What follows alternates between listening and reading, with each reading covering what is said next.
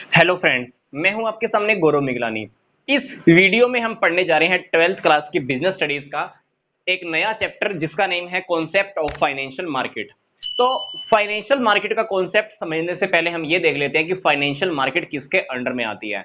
Financial market reality में financial system का एक पार्ट होता है। अब बात आती है कि फाइनेंशियल सिस्टम क्या है। फाइनेंशियल सिस्टम किसी भी कंट्री की डेवलपमेंट में एक बहुत बड़ा रोल प्ले करता है। यस, फाइनेंशियल सिस्टम किसी कंट्री की डेवलपमेंट में एक बहुत बड़ा रोल प्ले करता है। कैसे? क्योंकि फाइनेंशियल सिस्टम क्या करता है, पैसे को ट्रांसफर करता है एक एरिया से दूसरे एरिया में। फाइनेंशियल सिस्टम एक एरिया से, मतलब एक एरिया में पैसा बहुत ज्यादा है, वो कहां पे पैसा ट्रांसफर करेगा? दूसरे एरिया में जहां पे पैसे की जरूरत है। प्लस फाइनेंशियल सिस्टम के अंडर में क्या होता है, फाइनेंशियल एसेट्स क्रिएशन भी होती है। मतलब जब कोई कंपनी शेयर इशू करती है, डिबेंचर इशू करती है, कॉमर्शियल पेपर इशू करती है, ये सारे काम भी फाइनेंशियल सिस्टम के अंडर में होते हैं। तो फाइनेंशियल सिस्टम के अंडर में दो काम हो गए। पहला काम ट्रांसफर करना, दूसरा काम फाइनेंशियल एसेट्स को क्रिएट भी करना। तो फाइनेंशियल सिस्टम किसी कंट्री की डेवलपमेंट में बहुत बड़ा रोल प्ले कर रहा है। पर फाइनेंशियल सिस्टम के अंडर में तीन इंपॉर्टेंट पार्ट है। फाइनेंशियल सिस्टम के अंडर थ्री इंपॉर्टेंट पार्ट हैं। फाइनेंशियल सिस्टम के अंडर में आता है financial market, financial institution and financial securities. अब ध्यान से देखिए हमारा चैप्टर क्या है, फाइनेंशियल मार्केट का। तो हम फाइनेंशियल मार्केट पढ़ने जा रहे हैं। तो अल्टीमेटली फाइनेंशियल मार्केट मैंने आपको स्टार्टिंग में ही बताया था कि ये फाइनेंशियल सिस्टम का एक हिस्सा होता है। तो हम पढ़ रहे हैं फाइनेंशियल मार्केट। फाइनेंशियल मार्केट क्या करेगी? फाइनेंशियल मार्केट हालांकि फाइनेंशियल सिस्टम का ही हिस्सा है। फाइनेंशियल मार्केट के अंडर में फंड्स एक एरिया से दूसरे एरिया में ट्रांसफर होते हैं। आपको मैं रिपीट कर रहा हूं, फाइनेंशियल मार्केट के अंदर जो मेन इंपॉर्टेंट काम है वो क्या है? पैसे को एक एरिया से दूसरे एरिया में ट्रांसफर कराना। मतलब यहां पर पैसे की अधिकता है, यहां पैसा ज्यादा है, ये क्या करेगा? दूसरे एरिया में जहां पर पैसे की जरूरत है वहां पैसा पहुंचा देता है। फॉर एग्जाम्पल, पैसे को सप्लाई करने वाले कौन से लोग होते हैं? जिनके पास पैसा ज्यादा रखा होता है। For example family, financial institutions, commercial bank, insurance company, foreign के इन्वेस्टर्स, ये होते हैं पैसे को सप्लाई करने वाले, मतलब फाइनेंस को सप्लाई करने वाले। इन लोगों को पैसे की जरूरत होती है, मतलब डिमांड साइड। इसके अंदर आगे industries, business, government, agriculture, trade वाले काम, सारे ये वो साइड है जिसको पैसे की जरूरत होती है।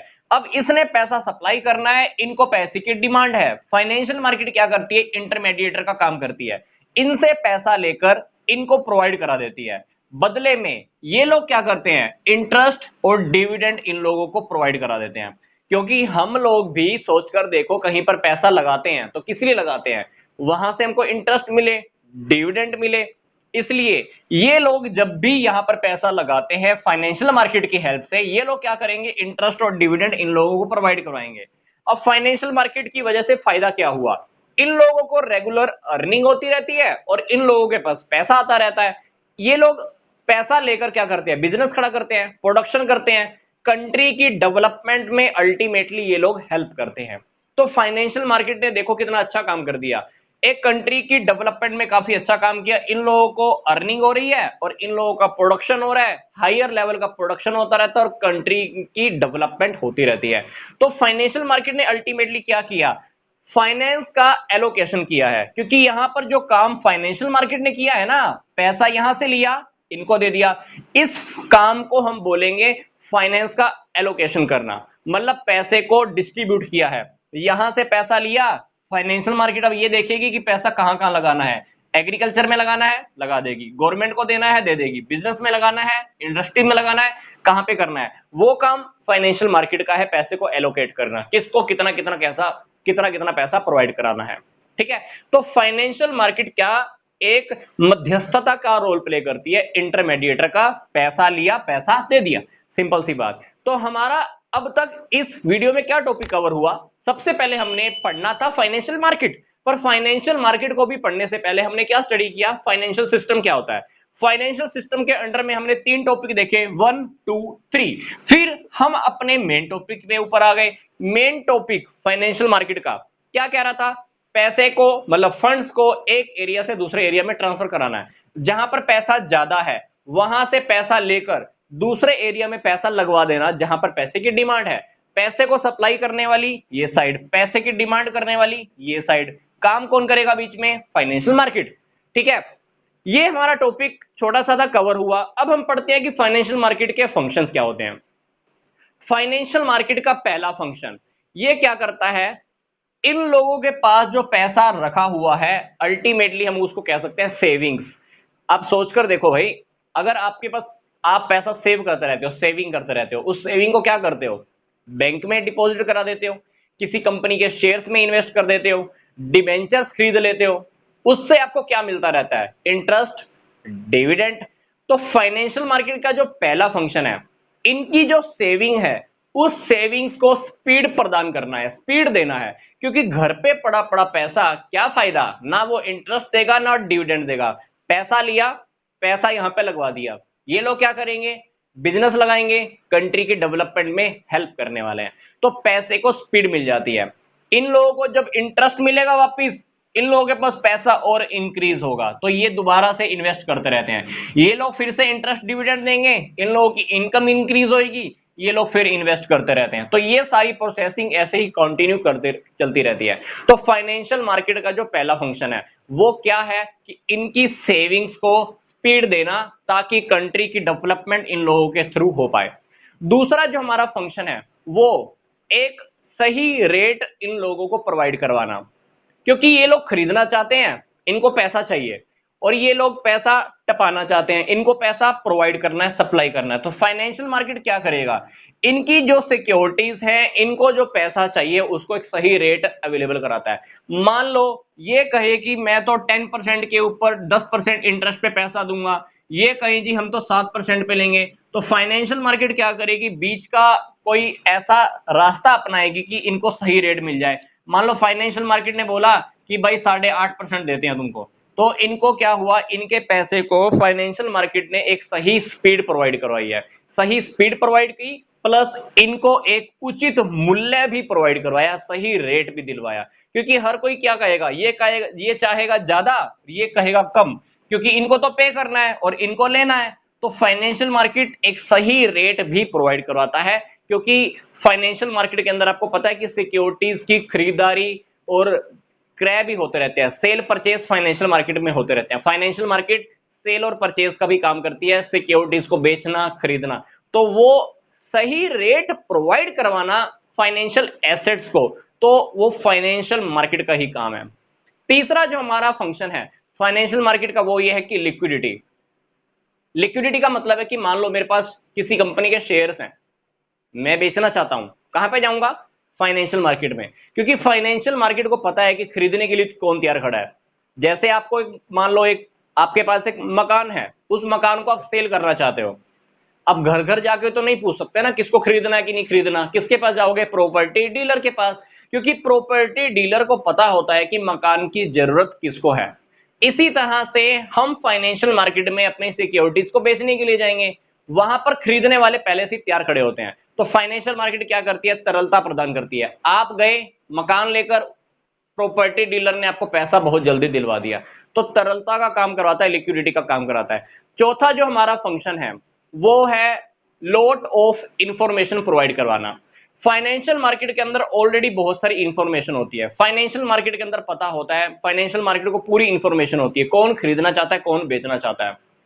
फाइनेंशियल मार्केट ना होती, सोचकर देखो, ये लोग भी ढूंढते रह जाएं पैसा किसको दें, ये लोग भी ढूंढते रह जाएंगे कि पैसा कहां से लेकर आए।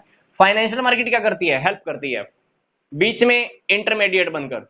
बहुत सारी इंफॉर्मेशन इनको मिलती है, बहुत सारी इंफॉर्मेशन इनको मिलती है। फायदा क्या होगा इंफॉर्मेशन लेने से? टाइम वेस्ट होने से बच जाएगा, टाइम वेस्ट नहीं हो पाएगा इनका, और इसलिए ट्रांजैक्शन की जो कॉस्ट है, लेन देन करने की जो लागत है, वो बहुत कम आती है। फाइनेंशियल मार्केट होती क्या है? फाइनेंशियल मार्केट में फाइनेंशियल एसेट्स या फाइनेंशियल इंस्ट्रूमेंट कह लीजिए, सिक्योरिटीज कह लीजिए, उनकी क्रिएशन भी होती है और उनको एक्सचेंज भी किया जाता है। दोनों के दोनों काम फाइनेंशियल मार्केट में होते हैं।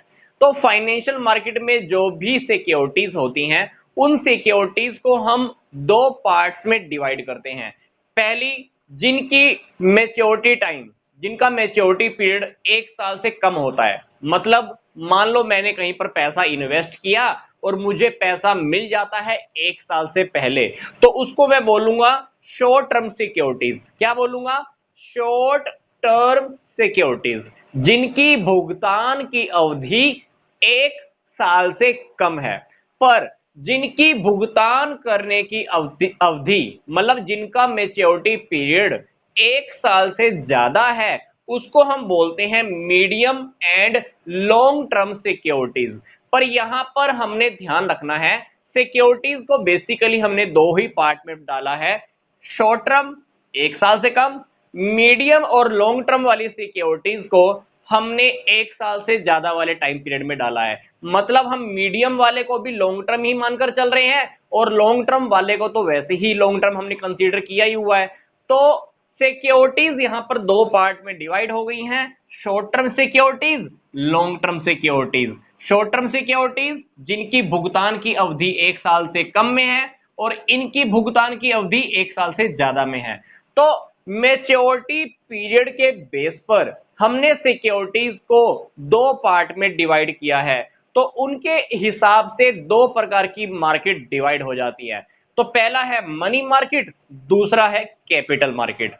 मेच्योरिटी पीरियड के बेस पर ही हमने दो पार्ट में डिवाइड किया है, एक है मनी मार्केट, एक है कैपिटल मार्केट। मनी मार्केट जिसमें शॉर्ट टर्म सिक्योरिटीज का लेन देन होता है, कैपिटल मार्केट जिसमें लॉन्ग टर्म सिक्योरिटीज का लेन देन होगा।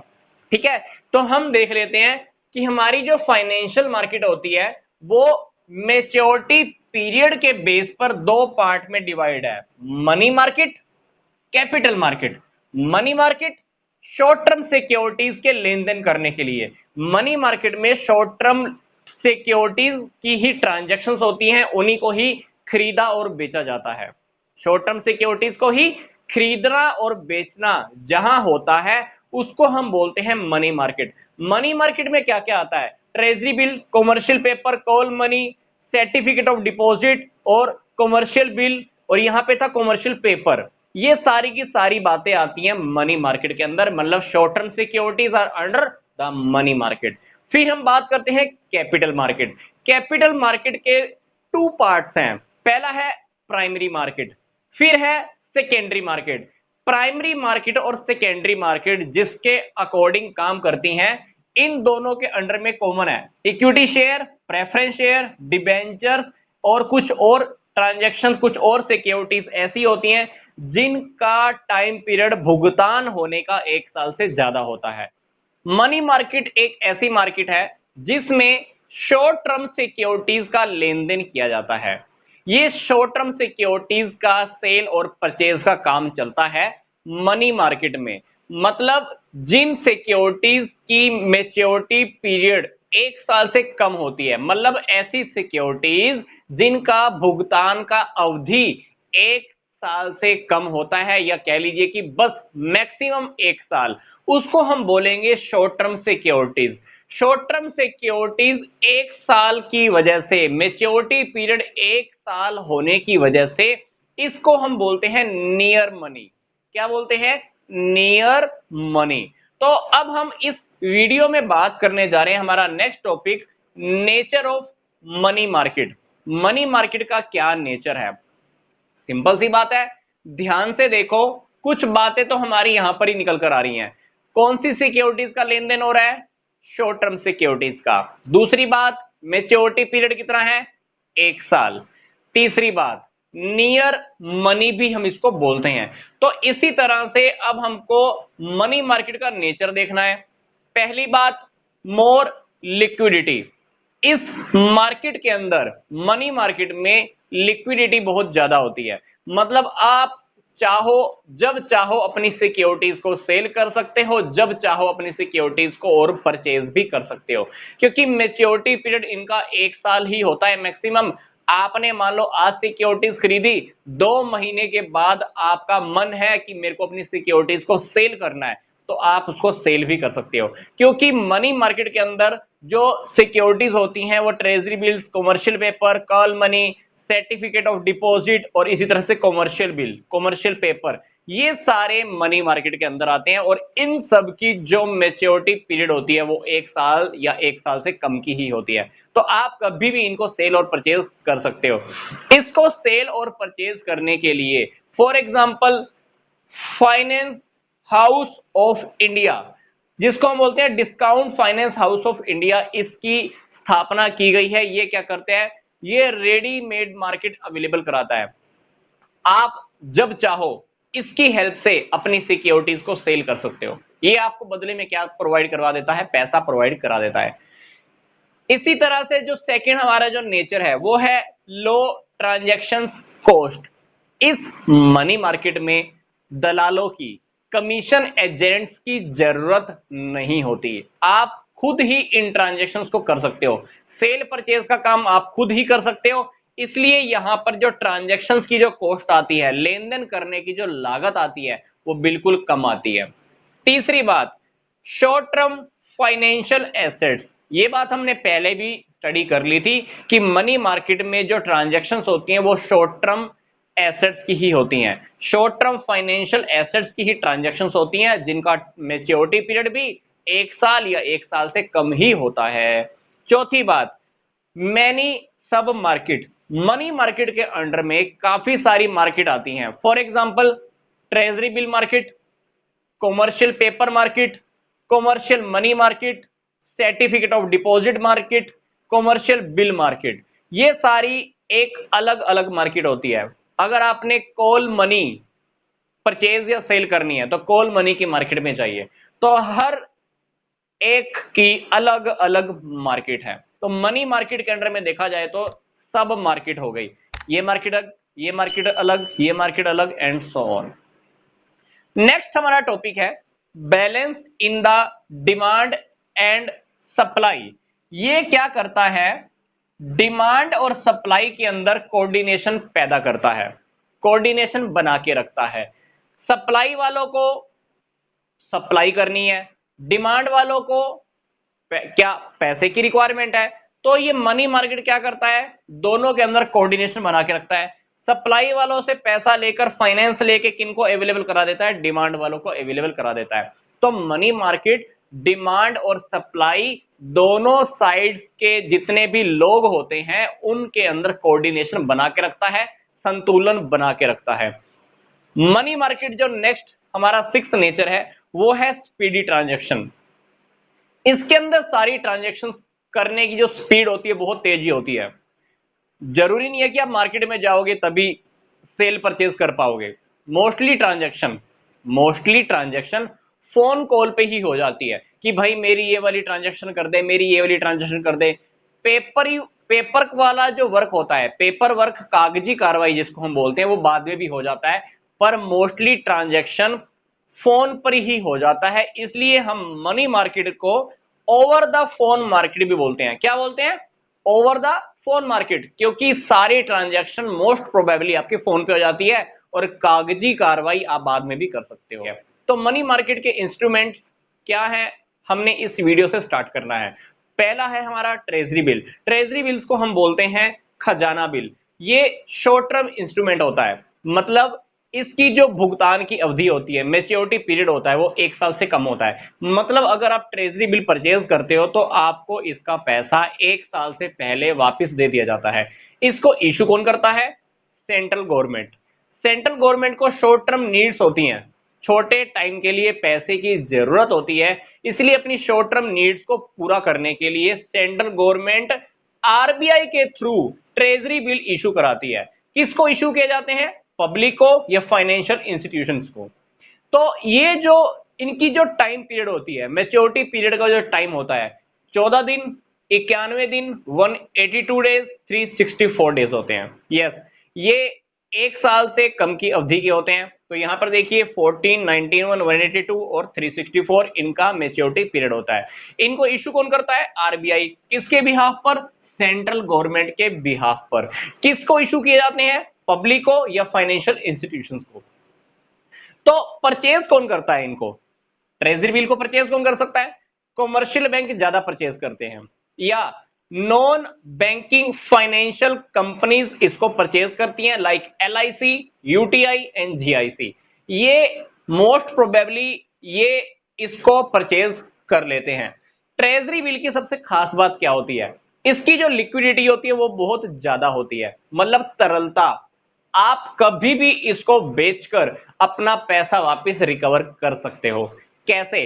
क्योंकि आरबीआई ट्रेजरी बिल को वापस परचेज करने के लिए हमेशा तैयार रहती है। हालांकि बेचा भी किसने है? आरबीआई ने। पर आरबीआई इसको वापस खरीदने के लिए भी हमेशा रेडी रहती है, पर डिस्काउंट पे। ठीक है, डिस्काउंट पे। क्योंकि अगर आरबीआई को फायदा होगा तभी तो वापस खरीदेगी ना वो, नहीं तो वो तो वैसे भी 14 या 91 या 182 डेज के बाद आपको पैसा देने ही वाली है। तो अगर आप उसको टाइम से पहले वापस देना चाहते हो आरबीआई को, तो आरबीआई खरीदने के लिए तैयार है, पर वो डिस्काउंट पर खरीदने के लिए तैयार है। मतलब आरबीआई को जब फायदा दिखेगा तो वो खरीद भी लेती है वापस। तो खरीदने के लिए आरबीआई हमेशा रेडी रहती है। तो ट्रेजरी बिल को हम इशू कैसे करते हैं? फेस वैल्यू से कम के ऊपर। मान लो ट्रेजरी बिल के ऊपर लिखा हुआ है कि ये 1 लाख का है, तो ये 1 लाख रुपए इसकी हो गई फेस वैल्यू।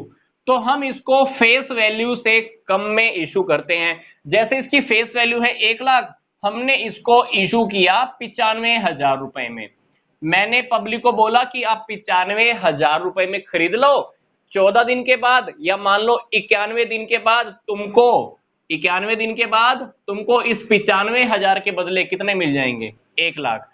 इसलिए ट्रेजरी बिल के बारे में आपको मैं क्या बता रहा हूं, इसको जब इशू किया जाता है तो फेस वैल्यू से कम पे इशू किया जाता है। इसकी वैल्यू जितनी होती है उससे कम प्राइस में पब्लिक को या कॉमर्शियल बैंक्स को या नॉन बैंकिंग फाइनेंशियल इंस्टीट्यूट्स को सेल किया जाता है। जो बीच का जो गैप होता है वो ऐसा समझ लो कि आपकी इनकम होती है। मान लो मैंने 95,000 रुपए में खरीदा, 91 दिन के बाद मुझे 1 लाख मिल जाते हैं। जो बीच का जो 5,000 का डिफरेंस है वो कह सकता हूं कि मेरी अर्निंग है। ट्रेजरी बिल की सबसे खास बात, इसके ऊपर इंटरेस्ट की रेट कभी भी फिक्स नहीं होती। इंटरेस्ट की रेट ट्रेजरी बिल पर कभी भी फिक्स नहीं होती। इसीलिए हम इसको बोलते हैं जीरो कूपन बॉन्ड। क्या बोलते हैं? Zero coupon bond. अगली बात, इसका जो मिनिमम अमाउंट होता है ट्रेजरी बिल का वो 25,000 का होता है। मतलब आप 25,000 के मल्टीप्लाई के अंदर कितने ही ट्रेजरी बिल परचेज कर सकते हो। मिनिमम अमाउंट एक ट्रेजरी बिल का कितना होगा? 25,000। ठीक है। अब बात आती है कि ट्रेजरी बिल की डीलिंग कैसे होती है। डीलिंग मतलब इसको मार्केट में सेल करना। आरबीआई मतलब मार्केट में सेल करती है। कैसे करेगी? डीलिंग कैसे होगी जान लेते हैं। डीलिंग करने के दो तरीके।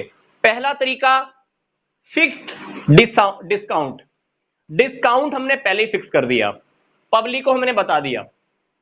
डिस्काउंट पहले ही फिक्स कर दिया, पब्लिक को बता दिया।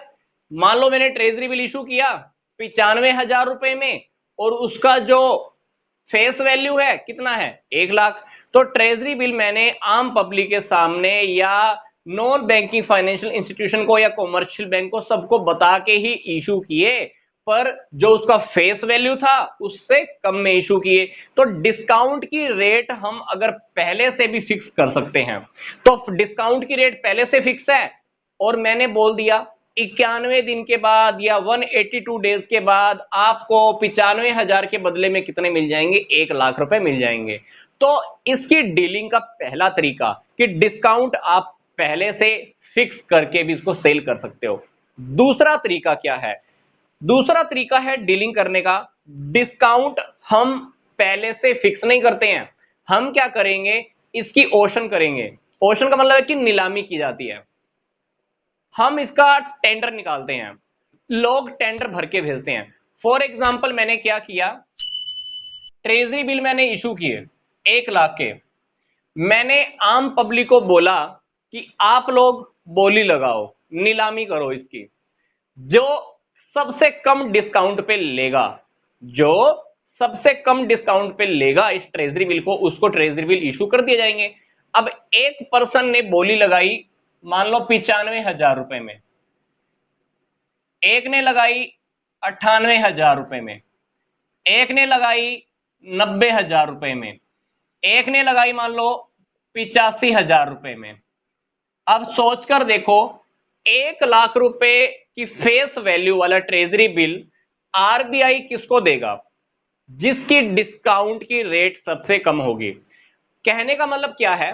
ये बंदा कहता है कि मैं 85,000 रुपए दूंगा, जब पैसा वापस लेने की बात आएगी तो मैं वापस कितना लूंगा? 1 लाख रुपए ले लूंगा।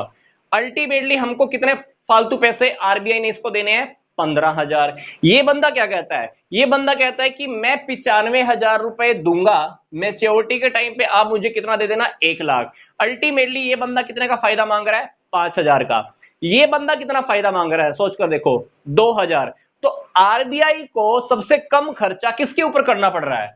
इस 98,000 के ऊपर, 98,000 रुपए वाले पर्सन के ऊपर, क्योंकि ये सबसे कम डिस्काउंट ले रहा है, सबसे कम डिस्काउंट के ऊपर लेने के लिए रेडी खड़ा है।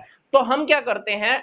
डीलिंग का जो दूसरा तरीका है, वो हम ट्रेजरी बिल को कैसे सेल करते हैं? नीलामी के द्वारा। नीलाम किए जाते हैं, जो बोली लगाता है, सबसे कम डिस्काउंट लेने के लिए रेडी रहता है, हम उसको ट्रेजरी बिल सेल कर देते हैं। तो यहां पर सबसे कम डिस्काउंट लेने के लिए कौन रेडी खड़ा है? 98,000 वाला। तो 98,000 वाले को हम क्या करेंगे? ट्रेजरी बिल इशू कर देंगे। सिंपल सी बात। तो डीलिंग करने का, ट्रेजरी बिल को सेल करने के दो मेथड है। पहला मेथड, या तो डिस्काउंट पहले से ही फिक्स कर दो। दूसरा तरीका, डिस्काउंट हमने फिक्स नहीं किया, हर किसी से हमने डिमांड की, भाई अपने अपने फॉर्म भर के भेजो, जो सबसे कम डिस्काउंट पे रेडी रहेगा हम उसको क्या करेंगे? इशू कर देंगे। तो लोग अपने अपने फॉर्म भर के भेजते हैं, तो एक टाइम पीरियड के बाद बैंक वाला, आरबीआई क्या करता है? चेक करता है कि सबसे कम डिस्काउंट कौन लेना चाह रहा है, तो आरबीआई उसको इशू कर देता है। सिंपल सी बात। तो ये था हमारा सिंपल सा टॉपिक, ट्रेजरी बिल क्या होता है, कौन इशू करता है? आरबीआई इशू करती है सेंट्रल गवर्नमेंट के बेस पर। 14 दिन, 91 दिन, 182 दिन और 364 दिन के लिए होते हैं। इनकी जो मेच्योरिटी पीरियड होती है वो 1 साल से कम की होती है। इंटरेस्ट की रेट इनके ऊपर पहले से फिक्स नहीं होती है, इसलिए हम इनको बोलते हैं जीरो कूपन बॉन्ड भी बोलते हैं। ठीक है। मोस्ट प्रोबेबली ये कौन खरीदता है? Commercial bank, non banking financial institutions. ठीक है। और आरबीआई कभी भी खड़े पैर पर ऑन द स्पॉट इसको वापस खरीदने के लिए भी रेडी रहता है, पर एक डिस्काउंट के ऊपर। तो अब हम मनी मार्केट के अंडर ही दूसरा टॉपिक स्टडी करने जा रहे हैं, commercial paper. Commercial paper, shortcut CP. It's also called the short term unsecured promissory note. हम इसको क्या बोलते हैं? अल्पकालीन असुरक्षित प्रतिज्ञा पत्र। क्योंकि ये कौन इशू करता है? कंपनीज इशू करती हैं। जबकि हमने, आरबीआई ने जो ये इशू किया था, इसको हम सिक्योर फॉर्म बोलते हैं, ये सुरक्षित होते हैं, जबकि कॉमर्शियल पेपर असुरक्षित होते हैं, सिक्योरिटी कम होती है, सिक्योरिटी ना के बराबर होती है। क्योंकि इसको इशू करने वाला कौन होता है? कंपनीज। कंपनीज क्यों इशू करती हैं? अब हमारे सामने बात ये आती है, कंपनीज को अपनी शॉर्ट टर्म नीड्स को पूरा करना होता है, या लगा लो कि सीजनल नीड्स को पूरा करना होता है, या वर्किंग कैपिटल के लिए पैसा चाहिए होता है। फॉर एग्जांपल, मान लो सीजन का टाइम है, मेरे को मार्केट में से कुछ परचेज करना है, तो मैं क्या करूंगा? कॉमर्शियल पेपर इशू कर दूंगा, पैसे की मेरी जरूरत पूरी हो जाएगी, थोड़े टाइम के बाद मैंने जिससे पैसा लिया था उसको मैं रिटर्न कर दूंगा। इसी तरह से ही वर्किंग कैपिटल, मतलब डेली रूटीन के खर्चों को पूरा करने के लिए कभी कभी कंपनीज को पैसे की जरूरत होती है। कंपनी क्या करती है? कॉमर्शियल पेपर को इशू कर देती है, पैसा इकट्ठा कर लेती है। जब रिटर्न करने का टाइम आएगा तब तक हमारा काम पूरा हो चुका होगा और हम पैसा रिटर्न कर देते हैं। कॉमर्शियल पेपर को हम ब्रिज फाइनेंसिंग भी बोलते हैं। ब्रिज फाइनेंसिंग क्यों बोलते हैं पता है आपको? क्योंकि ये हमारे लिए एक सेतु का काम करता है। फॉर एग्जांपल, कंपनी ने मान लो इक्विटी शेयर इशू करने हैं। क्या इशू करने हैं? Equity share. अब इक्विटी शेयर के इशू करने के टाइम पे कंपनी को पता है कि इशू करने के टाइम पे काफी सारे एक्सपेंसेस होने वाले हैं, इशू करने के टाइम पर काफी सारे एक्सपेंसेस होने वाले हैं। उन एक्सपेंसेस को फेस करने के लिए हमारे पास पैसा नहीं है, तो इक्विटी शेयर को इशू करने से पहले कंपनी क्या इशू कर देगी? Commercial paper. कॉमर्शियल पेपर से पैसा आएगा और कंपनी क्या करेगी? इक्विटी शेयर को इशू करने के ऊपर जो खर्चा आएगा उस खर्चे को इजीली भुगतान कर पाएगी। कंपनी को काफी सारे और खर्चे भी करने होते हैं, हो सकता है कंपनी के पास खर्चों को पूरा करने के लिए, भुगतान करने के लिए, पेमेंट करने के लिए पैसा ना हो, कंपनी क्या करेगी, कॉमर्शियल पेपर इशू कर देती है। तो कॉमर्शियल पेपर क्या करता है, हमारा जो मेन टारगेट होता है उस टारगेट को पूरा करने के लिए बीच में ब्रिज का काम करता है, ताकि हमारा जो मेन टारगेट है वो टारगेट हमारा पूरा हो जाता है। जब हमारा टारगेट कंप्लीट हो जाएगा तो हम क्या करेंगे, कॉमर्शियल पेपर का पैसा वापस रिटर्न कर देते हैं। इसको सेल कैसे करते हैं, इसको हम सेल कर सकते हैं या तो बायर को डायरेक्ट, मतलब जिसने खरीदना है या तो आप इसको डायरेक्ट सेल कर दो, या आप इसको एजेंसी के थ्रू भी सेल कर सकते हो। आपने एजेंसी को सेल किया, एजेंसी ने आगे लोगों को सेल किया, सीपी। अब बात करते हैं कि इसको खरीदता कौन है, banks, banking companies, unit trust, कुछ फर्म्स इसको परचेज कर सकते हैं। मैं आपको फिर से बता रहा हूं, परचेज करने वाले ये, हम बेच किस किस को सकते हैं, अगर बेचने का तरीका है या तो आप बायर को, खरीदने वाले को डायरेक्ट बेच दो, या आप इनडायरेक्ट भी सेल कर सकते हो एजेंसीज के थ्रू। इसकी जो फेस वैल्यू होती है कितनी होती है, कम से कम 5 लाख, जबकि हमने क्या स्टडी किया था, ट्रेजरी बिल की जो फेस वैल्यू होती है मिनिमम कितनी होती है, 25,000 रुपए होती है, पर इसकी फेस वैल्यू कम से कम 5 लाख। इसकी जो टाइम पीरियड होती है 15 दिन से लेकर 12 महीने का, 15 दिन से लेकर 12 महीने तक का इसका मैच्योरिटी पीरियड हो सकता है।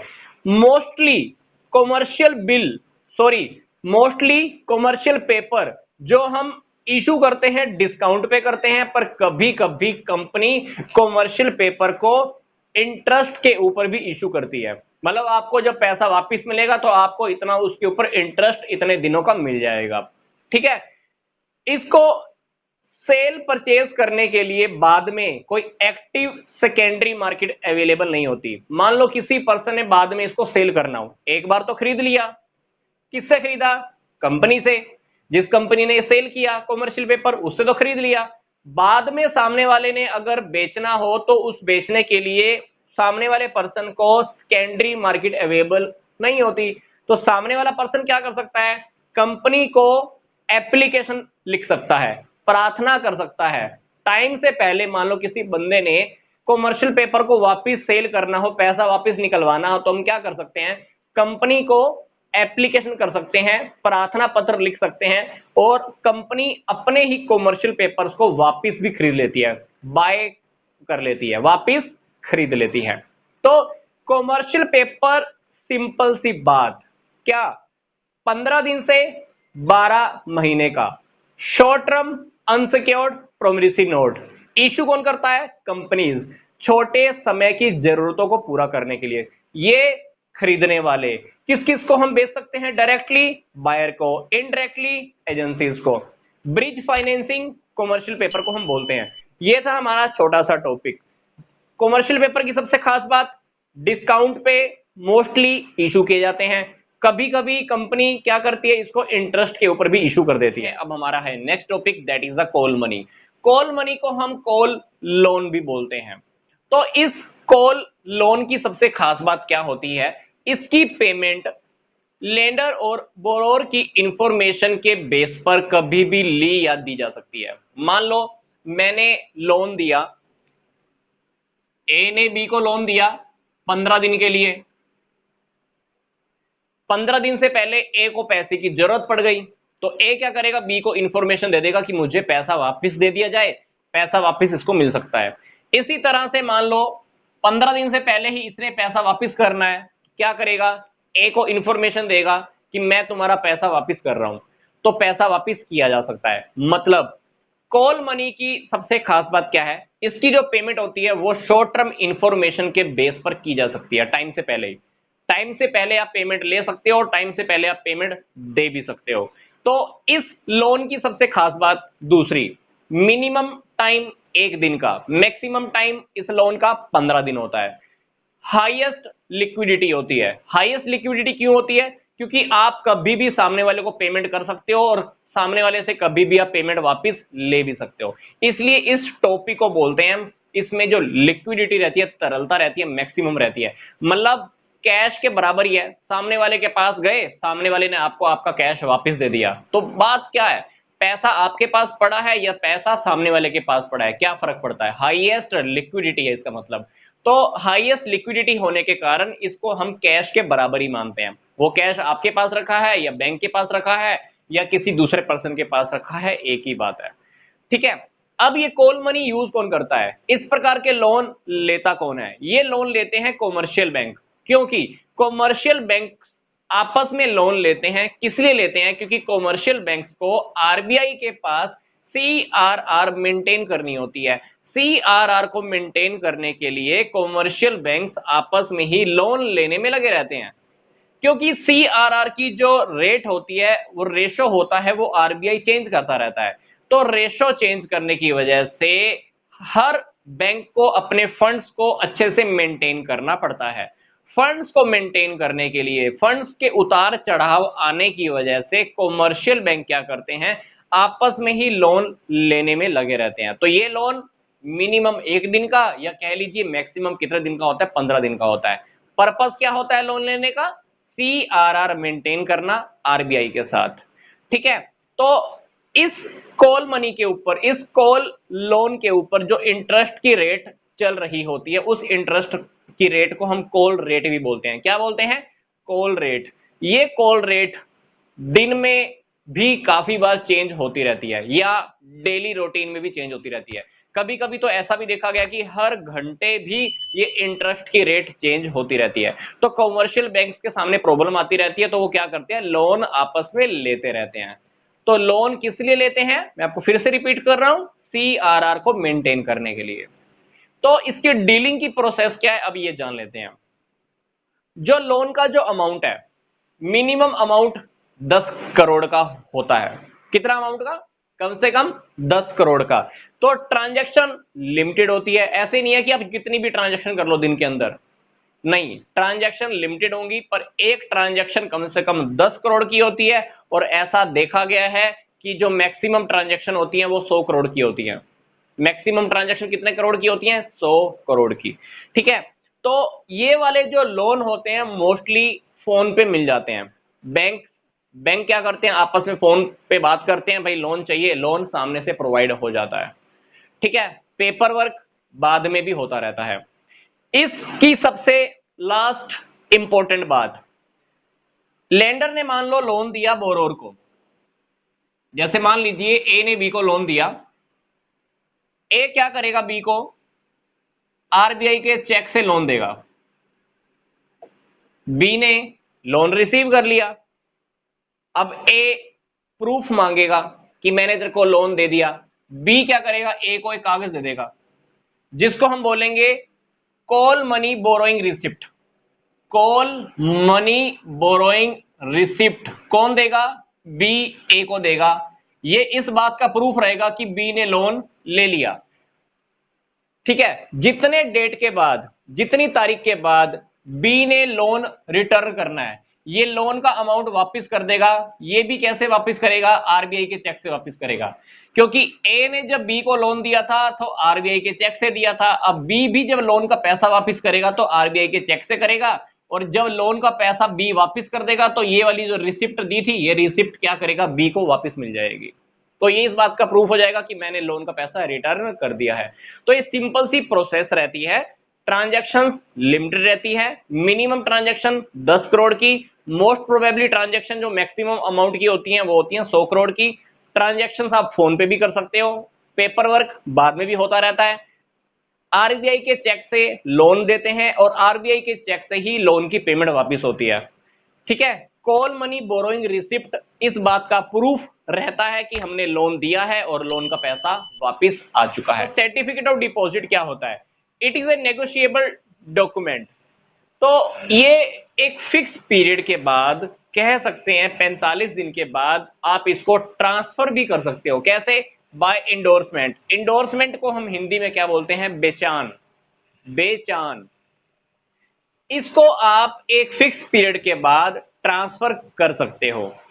सबसे खास बात, ये 91 डेज से 91 दिनों से लेकर 1 साल के लिए लिखे जाते हैं। ये इशू किए जाते हैं डिस्काउंट पे। इसके ऊपर स्टैंप ड्यूटी लगी होती है। उस स्टैंप ड्यूटी कितने की लगी होती है? जितनी उसकी फेस वैल्यू होती है। तो फेस वैल्यू की ही उसके ऊपर एक स्टैंप ड्यूटी लगी होती है। सर्टिफिकेट ऑफ डिपॉजिट इश्यू कौन करता है? शेड्यूल्ड कॉमर्शियल बैंक और Indian financial institutions like IDBI, IFCI, ICICI, SIDBI, SIDBI और एक्सिम बैंक। तो इसको इशू करने वाले ये सब हो गए। इशू किया किसको जाता है? इंडिविजुअल्स को, एसोसिएशन को, कंपनीज को, कॉरपोरेशंस को। नेक्स्ट बात, इनकी जो मिनिमम फेस वैल्यू होती है वो होती है 5 लाख। जिस भी पर्सन को सर्टिफिकेट ऑफ डिपॉजिट में इन्वेस्ट करना है उसको कम से कम 25 लाख के ये डॉक्यूमेंट लेने ही होते हैं। तो मैं ये टॉपिक एक बार फिर से रिपीट कर रहा हूं। Certificate of deposit is an negotiable document. एक फिक्स पीरियड के बाद मतलब 45 दिन के बाद आप इसको किसी और को भी ट्रांसफर कर सकते हो। इसकी जो टाइम ड्यूरेशन होती है वो 91 डेज से लेकर 1 साल तक की होती है। इसको डिस्काउंट पे इशू किया जाता है। इसके ऊपर स्टैंप ड्यूटी लगी होती है। स्टैंप ड्यूटी फेस वैल्यू के इक्विवेलेंट लगी होती है। इसको इशू करने वाले, ये इशू किसको किसको किया जा सकता है? इंडिविजुअल को, एसोसिएशंस को, कंपनीज को, कॉरपोरेशन को। मिनिमम जो फेस वैल्यू होती है इसकी होती है 5 लाख। इन्वेस्टर्स मतलब जिसको भी इसमें इन्वेस्ट करना है उसको कम से कम 25 लाख के ये डॉक्यूमेंट परचेज करने ही होते हैं। तो ये था हमारा पहला टॉपिक सर्टिफिकेट ऑफ डिपॉजिट का। अब हम बात करने जा रहे हैं कि कॉमर्शियल बिल क्या होते हैं। कॉमर्शियल बिल भी नेगोशिएबल डॉक्यूमेंट होते हैं जिसको आप इजीली ट्रांसफर कर सकते हो। ये यूज क्यों किए जाते हैं? क्योंकि क्या होता है, कभी कभी हम उधार में सेल करते हैं। तो उधार में सेल करने के लिए पैसे का अरेंजमेंट तो करना होता है। तो उस पैसे की अरेंजमेंट के लिए, फाइनेंस की अरेंजमेंट के लिए ये कॉमर्शियल बिल लिखे जाते हैं। कॉमर्शियल बिल लिखता कौन है? सेलर, जिसने गुड्स को सेल की। किसको की? बायर को। तो सेलर क्या करेगा? एक कॉमर्शियल बिल लिखता है, बायर उसको एक्सेप्ट कर लेता है। एक फिक्स पीरियड के बाद, जो भी डेट इन दोनों ने आपस में डिसाइड की है, उस डेट के बाद बायर क्या करता है? सेलर को पैसा वापस कर देता है। अगर ड्यू डेट से पहले सेलर को पैसे की जरूरत है तो वो इस कॉमर्शियल बिल को बैंक से डिस्काउंट भी करवा सकता है। तो ये जो कॉमर्शियल बिल होते हैं ये शॉर्ट टर्म डॉक्यूमेंट्स होते हैं। मोस्टली ये 90 दिनों के लिए लिखे जाते हैं। इसका मैं एक छोटा सा प्रैक्टिकली टॉपिक आपको समझा देता हूं। मान लीजिए ए ने बी को सेल की। ए क्या करेगा? एक डॉक्यूमेंट लिखेगा जिसको हम कह सकते हैं कि कॉमर्शियल बिल है। इस कॉमर्शियल बिल में सारी बातें लिखी होती हैं कि मैंने बी को सेल की है, इतने दिनों के बाद वो पैसा वापस कर देगा। सारी बातें ए ने बी के लिए इस डॉक्यूमेंट में लिख दी। ये डॉक्यूमेंट बी के पास जाएगा, बी क्या करेगा? इसके ऊपर साइन करेगा और ये डॉक्यूमेंट ए को रिटर्न कर देगा। अब ये डॉक्यूमेंट ए के पास रखा हुआ है। मान लीजिए ये पैसा ए को मिलने वाला है 3 महीने के बाद। ए को ये पैसा बी से 3 महीने के बाद मिलने वाला है। तो 3 महीने के बाद बी क्या करेगा? इसको पैसे वापस कर देगा। पर अगर 3 महीने से पहले ए को पैसे की जरूरत पड़ जाती है, बी तो पैसे देगा नहीं क्योंकि बी ने तो 3 महीने का टाइम बोला हुआ है। अब 3 महीने से पहले मान लो ए को पैसे की जरूरत पड़ गई तो ए क्या करेगा? इस कॉमर्शियल बिल को बैंक से डिस्काउंट करा लेगा। ये कॉमर्शियल बिल हम क्या करेंगे? बैंक में डिपॉजिट करा देंगे। बैंक हमको क्या करेगा? कुछ अमाउंट वापस दे देगा। मतलब मान लो ये बिल है 10,000 का, हमने बैंक में ये डिपॉजिट करवाया 10,000 का, बैंक हमको क्या करेगा? मान लो 9500 दे देगा। ड्यू डेट पर, जिस डेट को पैसा मिलने की तारीख है, बैंक पैसा किससे वसूल कर लेगा? बी से वसूल कर लेगा। क्योंकि इस कॉमर्शियल बिल के ऊपर जिसने पैसा देना है उसका नेम लिखा होगा। मतलब कॉमर्शियल बिल के ऊपर बी का नेम लिखा हुआ होगा कि बी ने पैसा देना है। तो मतलब ड्यू डेट पर या तो सामने वाली पार्टी पैसा दे देती है, या ड्यू डेट से पहले अगर ए को पैसे की जरूरत है तो ए क्या कर सकता है? इसी कॉमर्शियल बिल को बैंक से डिस्काउंट भी करा सकता है। तो ये भी एक शॉर्ट टर्म डॉक्यूमेंट होता है। मोस्टली ये कॉमर्शियल बिल 90 दिनों के ही लिखे जाते हैं। तो ये हमारा जो मनी मार्केट का टॉपिक है हमारा कवर हो चुका है। अब हमारा जो टॉपिक स्टार्ट होने जा रहा है वो है कैपिटल मार्केट। जैसा कि हमने मनी मार्केट में डिस्कस किया था कि मनी मार्केट में जो ट्रांजैक्शंस होती हैं वो शॉर्ट टर्म सिक्योरिटीज के अंदर होती हैं। तो अगर शॉर्ट टर्म सिक्योरिटीज का लेन देन यहां होता है तो लॉन्ग टर्म सिक्योरिटीज की ट्रांजैक्शंस कहां होती होंगी? डेफिनेटली कैपिटल मार्केट में। कैपिटल मार्केट में जो ट्रांजैक्शंस होती हैं वो लॉन्ग टर्म सिक्योरिटीज के अंदर होती हैं। कैपिटल मार्केट करता क्या है? कैपिटल मार्केट एक कंट्री की लॉन्ग टर्म फाइनेंशियल नीड्स को कंप्लीट करता है। किसी भी कंट्री की डेवलपमेंट के लिए, इंफ्रास्ट्रक्चर के डेवलपमेंट के लिए, कंपनीज की क्रिएशन के लिए बहुत लंबे समय के लिए पैसा चाहिए होता है। वो बहुत लंबे समय के लिए जो पैसा प्रोवाइड करवाना है वो पैसा प्रोवाइड कराने की हेल्प कौन करता है? कैपिटल मार्केट करता है। कैपिटल मार्केट क्या देखता है कि पैसा किसके पास रखा हुआ है, पैसे की सप्लाई कौन कर सकता है, फिर ये देखता है कि पैसे की डिमांड किसको है। कैपिटल मार्केट क्या करता है? सप्लाई साइड से पैसा अवेलेबल कराता है डिमांड साइड को। तो कैपिटल मार्केट बीच में ऐसा लगा लीजिए इंटरमीडिएटर का रोल प्ले करता है। सप्लाई साइड से पैसा डिमांड साइड को अवेलेबल कराता है। तो डिमांड साइड इंफ्रास्ट्रक्चर हो सकती है, देश की अर्थव्यवस्था को चलाने वाली कंपनियां हो सकती हैं, गवर्नमेंट हो सकती है जिसको पैसे की जरूरत है। डिमांड साइड बदले में क्या करेगी? सप्लाई साइड को इंटरेस्ट और डिविडेंड पे करती है। तो capital market definitely long term financial needs को पूरा करती है। तो अब हम बात करते हैं कि कैपिटल मार्केट की नेचर क्या है। तो नेचर के अंदर जो पहला फंडा आ रहा है वो यह है कि कैपिटल मार्केट के दो पार्ट्स हैं। पहला है प्राइमरी मार्केट, दूसरा है सेकेंडरी मार्केट। अब प्राइमरी मार्केट और सेकेंडरी मार्केट क्या होती है ये हम नेक्स्ट वीडियो में डिस्कस करेंगे। तो बस मैं आपको फटाफट से बता देता हूं कि प्राइमरी मार्केट और secondary market equity share, preference share, debenture और कुछ लॉन्ग टर्म सिक्योरिटीज के ऊपर बेस होती है। इनिट के ऊपर ट्रांजैक्शंस ये करती रहती हैं। दूसरी बात, deals in long term securities. ये जो सिक्योरिटीज की हम बात कर रहे हैं ये सारी लॉन्ग टर्म सिक्योरिटीज होती हैं। लॉन्ग टर्म सिक्योरिटीज का मतलब होता है 1 साल से ज्यादा वाली सिक्योरिटीज जिनका पेमेंट का टाइम पीरियड, जिनकी भुगतान की अवधि 1 साल के बाद ही होने वाली है, उनको हम बोलते हैं long term securities. Next, balance demand and supply. Capital market क्या करता है? लॉन्ग टर्म फाइनेंशियल नीड्स को पूरा करने के लिए डिमांड और सप्लाई दोनों साइड में कोऑर्डिनेशन पैदा करता है। सप्लाई साइड के पास पैसा एक्स्ट्रा रखा हुआ है तो कैपिटल मार्केट क्या करेगा? इनसे पैसा उठवा के डिमांड साइड को प्रोवाइड करता है और डिमांड साइड क्या करेगा? इनको रेगुलर इनकम देता रहता है। इन लोगों की इनकम और इंक्रीज होती है तो ये लोग फिर से इन्वेस्टमेंट करते रहते हैं और ये सर्कल ऐसा ही चलता रहता है। ये सर्कल चलाने के लिए हेल्प कौन करता है? Capital market. तो कैपिटल मार्केट का जो थर्ड फंक्शन है, थर्ड जो नेचर है वो डिमांड और सप्लाई दोनों फैक्टर्स के अंदर, दोनों साइड्स में बैलेंस बना के रखना है। चौथी बात, ओनरशिप ऑफ बिजनेस।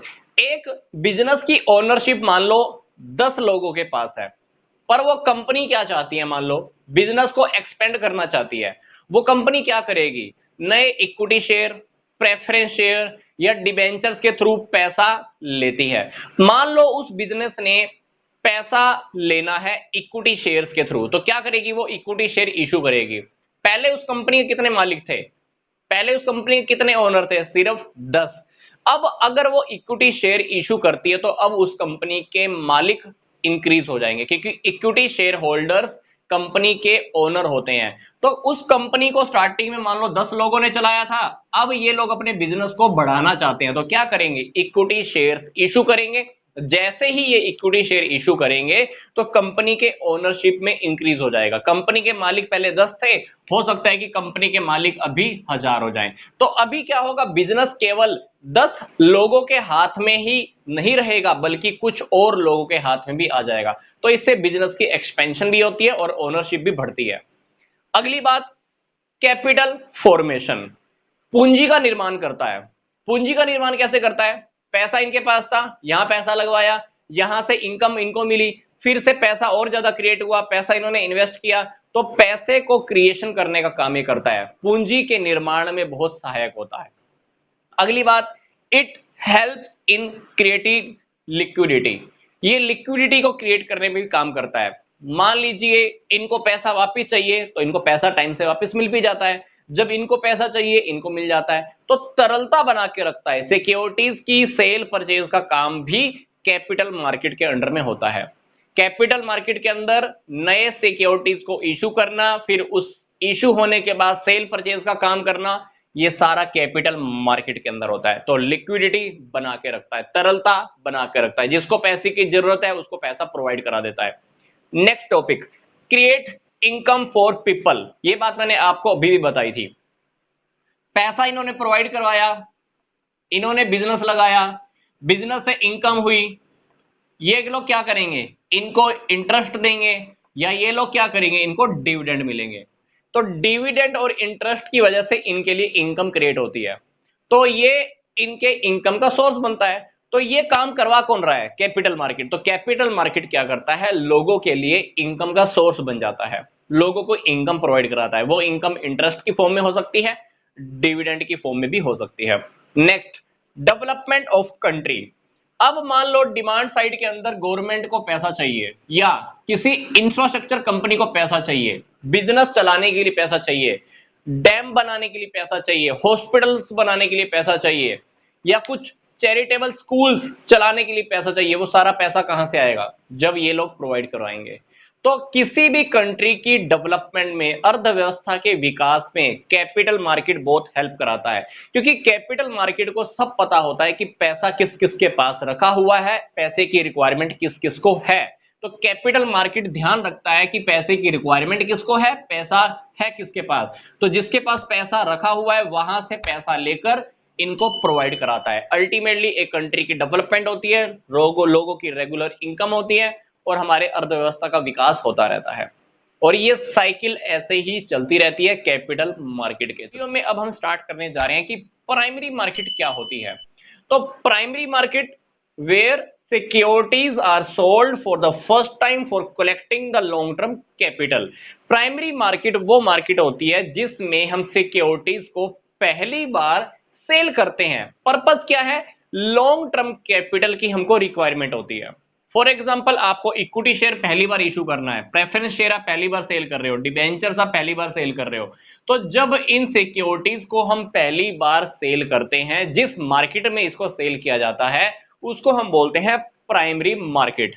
पर्पस क्या होता है, लॉन्ग टर्म कैपिटल को कलेक्ट करना। जब इसको पहली बार हम इशू करते हैं, तो पहली बार इशू करने के टाइम पर कौन कौन सी बातें हैं, वो सारी बातें भी हमने इसमें स्टडी करनी है। तो पहली बार इशू करने की वजह से हम इसको बोलते हैं न्यू इशू मार्केट, मतलब NIM।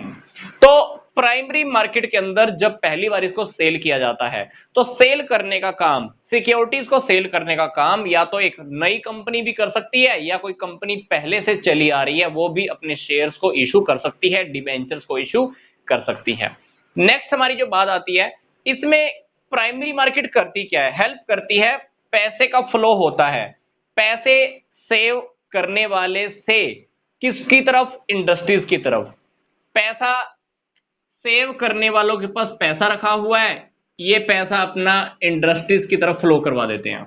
तो प्राइमरी मार्केट क्या करती है, ऐसा समझ लीजिए कि पैसे की सप्लाई करने वाले ये लोग, पैसे की डिमांड करने वाले ये लोग, प्राइमरी मार्केट क्या करेगी, बीच में रहकर यहां से पैसा लेकर यहां पर इन्वेस्ट करा देती है। मतलब सप्लाई और डिमांड के बीच में प्राइमरी मार्केट कोऑर्डिनेशन बना के रखती है। तो मतलब पैसे का फ्लो होता है, इन्होंने सेविंग करके रखी है, पैसे को सेव करके रखा हुआ है, तो दे आर सेवर्स। किसके पास जाएगा, इंडस्ट्रीज के पास। तो इंडस्ट्रीज में पैसा इन्वेस्ट कराने का काम किसका होता है, प्राइमरी मार्केट का होता है। मतलब अल्टीमेटली अगर मैं कहूं कि प्राइमरी मार्केट क्या काम करती है, एक कंट्री की डेवलपमेंट में बहुत हेल्प करती है।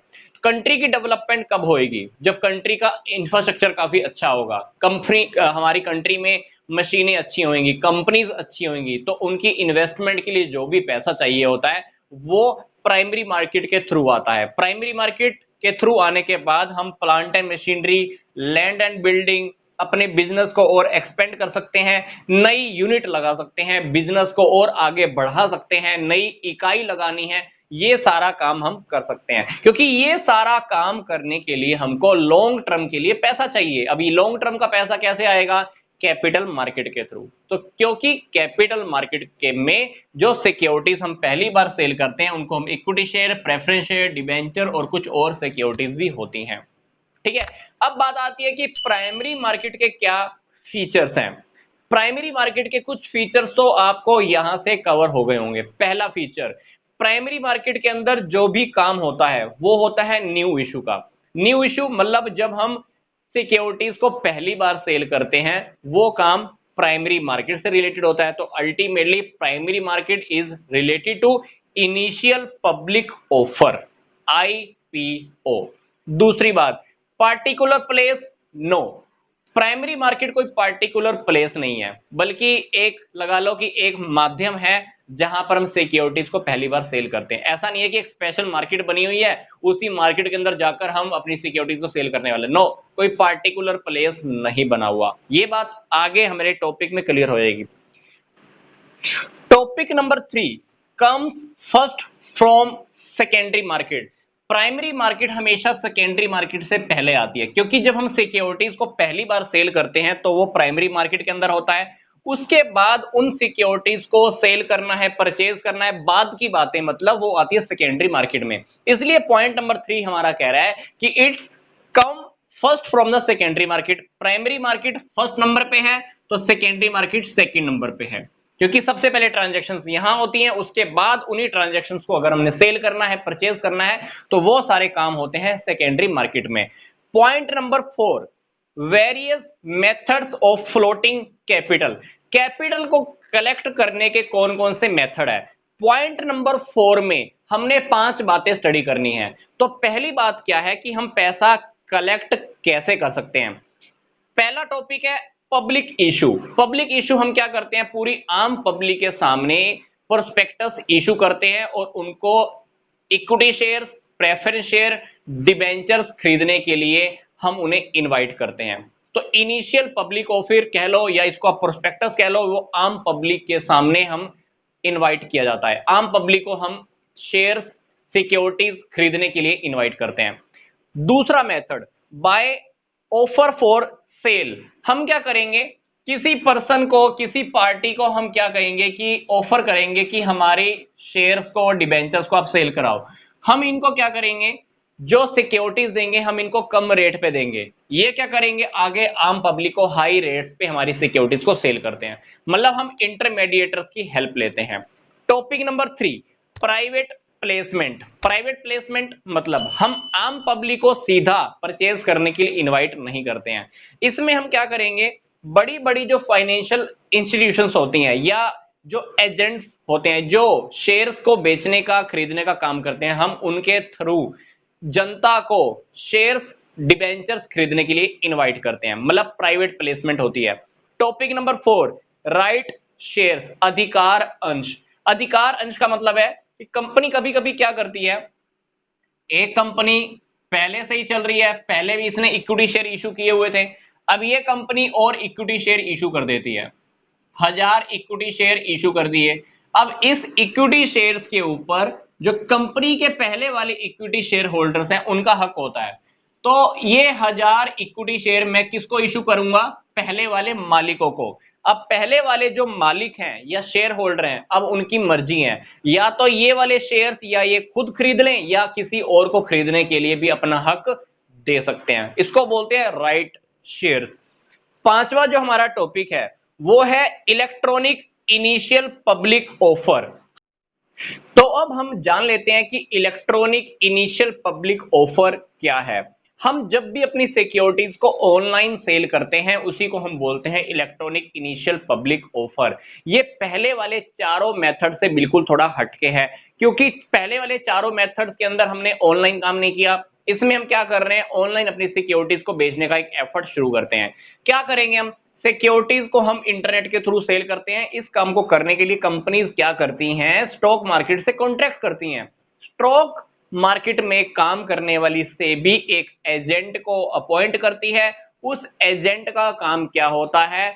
ऑनलाइन एप्लीकेशन को एक्सेप्ट करना, प्लस ये टाइम टू टाइम जो भी इंफॉर्मेशन होती है वो कंपनी को देता रहता है। सेबी एजेंट को अपॉइंट करती है, किस काम के लिए? ऑनलाइन एप्लीकेशन रिसीव करने के लिए। प्लस ये एजेंट क्या करता है? जितनी भी एप्लीकेशन आती रहती हैं ये इंफॉर्मेशन सारी कंपनी को देता रहता है। कंपनी ये पूरा काम अच्छे से सक्सेस हो जाए, ये काम हमारा सक्सेसफुल हो जाए, कंपनी अपनी तरफ से एक रजिस्ट्रार को भी अपॉइंट करती है। ये रजिस्ट्रार स्टॉक मार्केट से कांटेक्ट में रहता है, जो भी इंफॉर्मेशन होती है वो रजिस्ट्रार लेता रहता है, कंपनी को भी देता रहता है। तो रजिस्ट्रार ये फिक्स करता है कि जो हमने सिक्योरिटीज को सेल करना है वो सेल करने का काम, इशू करने का काम, वो सारा काम सक्सेस हो जाए। तो इसको हम इसलिए बोलते हैं इनिशियल पब्लिक ऑफर। तो आइए अब हम स्टार्ट करते हैं सेकेंडरी मार्केट। सेकेंडरी मार्केट जिसको हम हिंदी में बोलते हैं गौण बाजार। क्या बोलते हैं? गौण बाजार। तो पीछे वाली वीडियो के अंदर हमने डिस्कस किया था प्राइमरी मार्केट क्या होती है, प्राइमरी मार्केट के फीचर्स क्या होते हैं। तो हमने देखा कि जब हम सिक्योरिटीज को पहली बार सेल करते हैं तो कहां करते हैं? प्राइमरी मार्केट में। उसके बाद फर्स्ट टाइम सेल करने के बाद अगर उन्हीं सिक्योरिटीज को अब खरीदा या बेचा जाता है तो वो काम किसके अंडर में आएगा? सेकेंडरी मार्केट में। यस, पहली बार बेचने वाली प्रोसेस होती है प्राइमरी मार्केट में। उसके बाद जो सिक्योरिटीज पहले से बिक चुकी हैं उन्हीं को अब हम खरीदना या बेचना चालू रखते हैं, तो वो सारे काम कहां होते रहते हैं? सेकेंडरी मार्केट में, मतलब गौण बाजार में। तो सेकेंडरी मार्केट में जितनी भी ट्रांजैक्शंस होती हैं वो होती हैं स्टॉक एक्सचेंज के थ्रू। किसके थ्रू? स्टॉक एक्सचेंज के थ्रू। टारगेट क्या है स्टॉक मार्केट का? टारगेट है लिक्विडिटी बना के रखना। जिसको पैसे की जरूरत है उसकी सिक्योरिटीज को सेल कर दिया जाता है, पैसा मिल जाता है उसको, और जिसने सिक्योरिटीज खरीदनी है वो सिक्योरिटीज खरीद सकता है। तो टारगेट लिक्विडिटी प्रोवाइड कराना।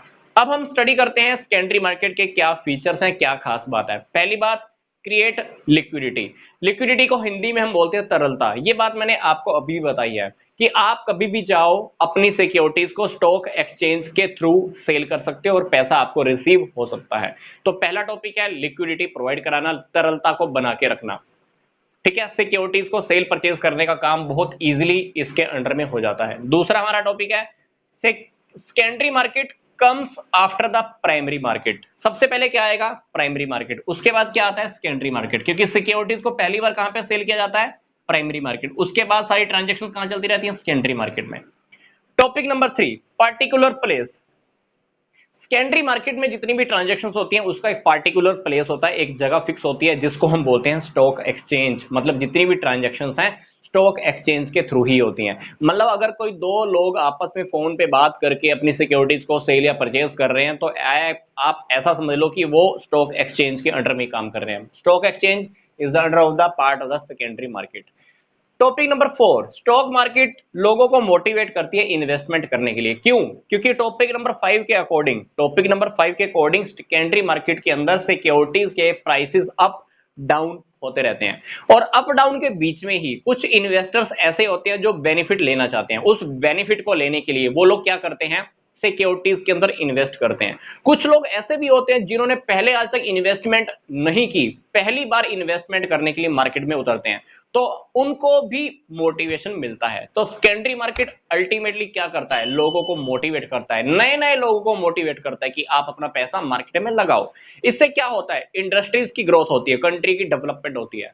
क्योंकि पहले लिमिटेड लोग लगे हुए थे, अभी कुछ और लोगों को मोटिवेट किया जा रहा है सिक्योरिटीज परचेज करने के लिए, तो क्या होगा? और ज्यादा पैसा मार्केट में आने वाला है।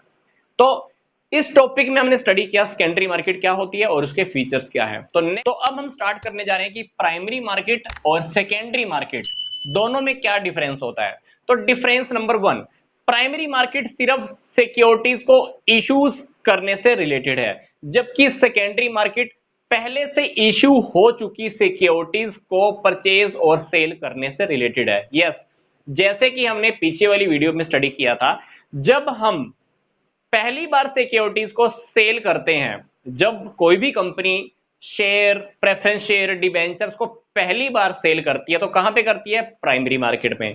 पहली बार सेल हो चुकी, अब उन्हीं सिक्योरिटीज को आपस में खरीदने बेचने का काम कहां पे हो रहा है? सेकेंडरी मार्केट में।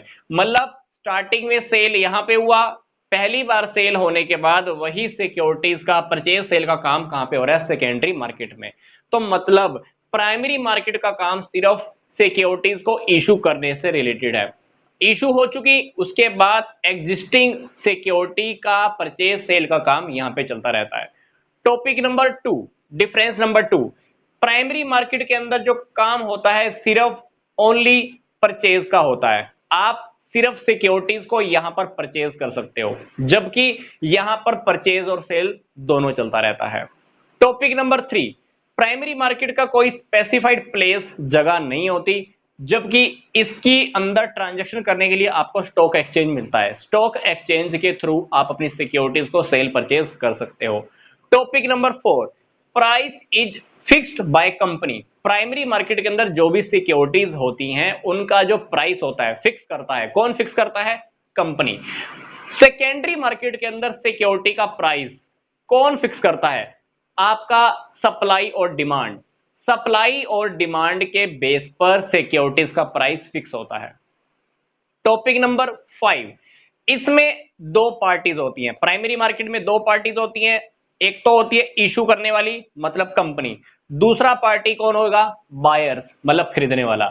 जबकि सेकेंडरी मार्केट के अंदर सिर्फ इन्वेस्टर्स ही आपस में सिक्योरिटीज को परचेज और सेल करने में लगे रहते हैं। कितनी पार्टीज होंगी यहाँ पे पता नहीं है, क्योंकि यहां पर तो सिर्फ दो ही पार्टी है। इशू करने वाला सिर्फ एक ही होता है, मान लो कंपनी, खरीदने वाले बायर। यहां पे इन्वेस्टर्स आपस में ही सिक्योरिटीज को परचेज सेल करने में लगे रहते हैं। तो आइए अब हम इस वीडियो में डिस्कस करने जा रहे हैं कि मनी मार्केट और कैपिटल मार्केट दोनों में क्या डिफरेंस होता है। जैसा कि हमने पीछे वाले वीडियोस में डिस्कस किया है कि फाइनेंशियल मार्केट को हम दो टॉपिक में डिवाइड करते हैं, money market and the capital market. Money market short term securities की ट्रांजैक्शन के लिए, capital market long term securities की ट्रांजैक्शन के लिए। तो इसी टॉपिक को अब हमने डिफरेंस की फॉर्म में देखना है। तो डिफरेंस नंबर 1, मनी मार्केट के अंदर जो सिक्योरिटीज के लेन देन होते हैं उनका जो टाइम पीरियड होता है, भुगतान की जो अवधि होती है वो होती है 1 दिन से लेकर 365 दिन। मतलब मनी मार्केट के अंदर जो शॉर्ट टर्म सिक्योरिटीज हम सेल परचेज करते हैं वो मैक्सिमम 1 साल के लिए होता है, जबकि यहां पर जो भी ट्रांजैक्शंस होती हैं वो 1 साल से ज्यादा टाइम पीरियड की उनकी भुगतान अवधि के लिए होता है। फिर हमारा टॉपिक नंबर 2, मनी मार्केट के अंदर जो फेस वैल्यू होती है उनका जो अमाउंट है, जैसे ट्रेजरी बिल का मिनिमम अमाउंट 25,000, कॉमर्शियल पेपर का minimum amount 5 lakh, call money का minimum amount 10 crore, certificate of deposit का मिनिमम अमाउंट 5 लाख रुपए होता है। जबकि कैपिटल मार्केट के अंदर फेस वैल्यू सिक्योरिटीज की 10 रुपए 100 रुपए इस प्रकार की होती हैं। टॉपिक नंबर 3, इंस्ट्रूमेंट्स कौन कौन से हैं? मनी मार्केट के अंदर ये इंस्ट्रूमेंट्स हैं, treasury bill, commercial paper, call money, certificate of deposit और कमर्शियल बिल। कैपिटल मार्केट के अंदर equity share, preference share, debenture और कुछ सिक्योरिटीज और होती हैं जो इनमें लेन देन होती रहती हैं। तो ये हुआ इंस्ट्रूमेंट का difference. Topic number 4, money market के अंदर जो रिटर्न होती है, इनकम की हम बात करते हैं, इनकम बहुत कम ही एक्सपेक्टेड होती है, जबकि कैपिटल मार्केट में इनकम होने की एक्सपेक्टेशन बहुत ज्यादा होती है, क्योंकि इसमें बोनस, राइट शेयर्स ये सब मिलते रहते हैं। टॉपिक नंबर 5, मनी मार्केट के अंदर एजेंट्स की कोई जरूरत नहीं होती, इसलिए जो हमारी कॉस्ट आती है, ट्रांजैक्शन की कॉस्ट आती है वो कम आती है, जबकि कैपिटल मार्केट के अंदर सारे लेन देन हमको एजेंट के थ्रू ही करवाने पड़ते हैं, इसलिए ट्रांजैक्शन कॉस्ट ज्यादा आती है। टॉपिक नंबर 7, इसमें रिस्क बहुत कम होता है, क्योंकि बहुत ही लिमिटेड सी सिक्योरिटीज को ही सेल परचेज करने में लगे रहते हैं। यहां पर काफी सारी कंपनीज होती है कैपिटल मार्केट के अंदर अपने शेयर्स, डिबेंचर सेल परचेज करने में लगे रहते हैं। तो यहां पर रिस्क बहुत ज्यादा होता है, क्योंकि कुछ कंपनीज की तो सिक्योरिटीज बहुत ज्यादा सेल होती रहती है और कुछ कंपनीज की सिक्योरिटीज सेल ही नहीं होती हैं, तो यहां रिस्क ज्यादा रहता है। मनी मार्केट के अंदर जो पार्टिसिपेंट्स होते हैं वो है RBI, financial institution, financial companies, जबकि कैपिटल मार्केट के अंदर जो पार्टिसिपेट करते हैं उनके अंदर कौन कौन आता है? Financial institutions, bank, companies, foreign investors और पब्लिक। ठीक है। डिफरेंस नंबर 9, मनी मार्केट के अंदर लिक्विडिटी बहुत ज्यादा होती है, और इस लिक्विडिटी को बना के रखने के लिए मनी मार्केट के अंदर हमेशा एक DFHI discount finance house of India की स्थापना की गई है। ये क्या करता है, हर किसी के लिए सिक्योरिटीज को परचेज या सेल करने के लिए हमेशा एक रेडीमेड मार्केट अवेलेबल कराता है, जबकि कैपिटल मार्केट के अंदर एक रेडीमेड मार्केट अवेलेबल रहती है। वो रेडीमेड मार्केट क्या करती है, इसके थ्रू आप अपनी सिक्योरिटीज को परचेज या सेल कर सकते हो, लिक्विडिटी प्रोवाइड करा सकती है। पर रेडी मार्केट होने का मतलब ये नहीं है कि सारी कंपनीज की ही सिक्योरिटीज को सेल या परचेज आप इजीली कर पाओगे, क्योंकि रेडी मार्केट के अंदर वही सिक्योरिटी सेल या परचेज होती है जिनकी बहुत ज्यादा डिमांड होती है, जो ज्यादा अधिकतर जिनका परचेज सेल चलता रहता है। तो इस वीडियो में हमने 10 डिफरेंसेस देखे हैं। तो 10 डिफरेंसेस के बेस पर आई थिंक आपको टॉपिक समझ में आ गया होगा। तो मिलते हैं अब हम नेक्स्ट वीडियो में।